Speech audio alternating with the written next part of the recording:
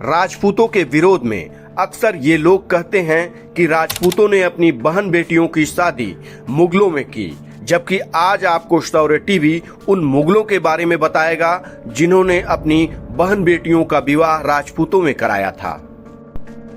हमारी ये बातें केवल राजपूताना शौर्य को बताने के लिए नहीं है, ये वास्तविकता है। इसलिए इस वीडियो के डिस्क्रिप्शन में हमने न्यूज का सोर्स भी डाला है, आप भी चेक कर लीजिए। इससे पहले कि हम इस विषय पर आएं, आप शौर्य टीवी को सब्सक्राइब कर लीजिए।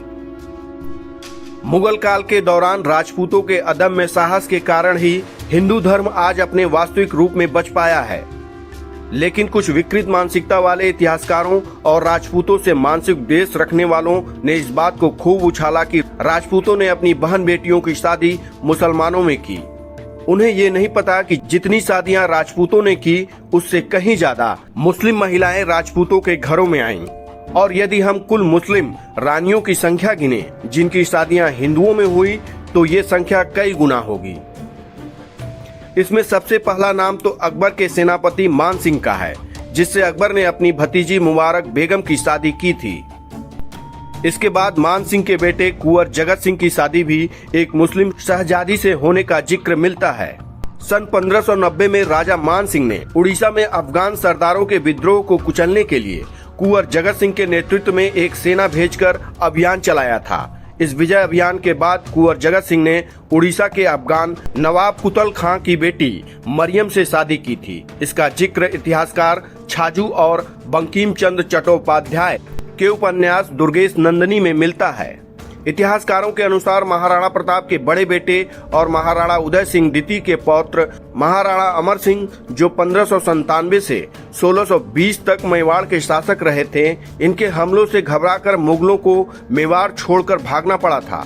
तब अकबर ने संधि के तौर पर अपनी बेटी शहजादी खानूम की शादी अमर सिंह से की थी। मेवाड़ के राजा राणा सांगा ने मुस्लिम सेनापति की बेटी मेरुनिसा से शादी की थी। इसके बाद उन्होंने 3 और मुस्लिम लड़कियों से विवाह किया था। राणा सांगा ने ही अपनी शक्ति के बल पर मेवाड़ का विस्तार किया और राजपूताना के सभी राजाओं को संगठित किया था। अपराजित योद्धा के तौर पर पहचान बनाने वाले महाराणा कुंभा ने जागीरदार वजीर खां की बेटी से शादी की थी। महाराणा कुंभा ने 1437 में मालवा के सुल्तान महमूद खिलजी को सारंगपुर के पास बुरी तरह से हराया था। चित्तौड़ का विख्यात विजय स्तंभ महाराणा कुंभा के इस विजय की गवाही देता है। फादर ऑफ रावलपिंडी के नाम से विख्यात बप्पा रावल ने गजनी के मुस्लिम शासक की बेटी से शादी की। बप्पा रावल को मेवाड़ का संस्थापक भी कहा जाता है। राजा छत्रसाल ने हैदराबाद के निजाम की बेटी रूहानी बाई से शादी की थी।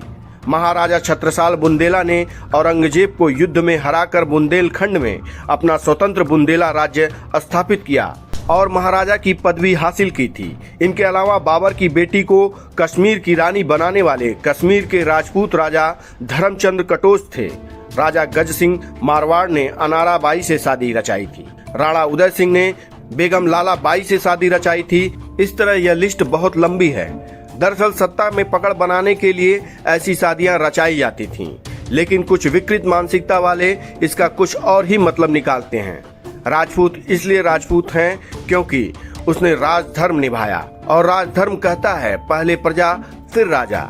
जय राजपूताना।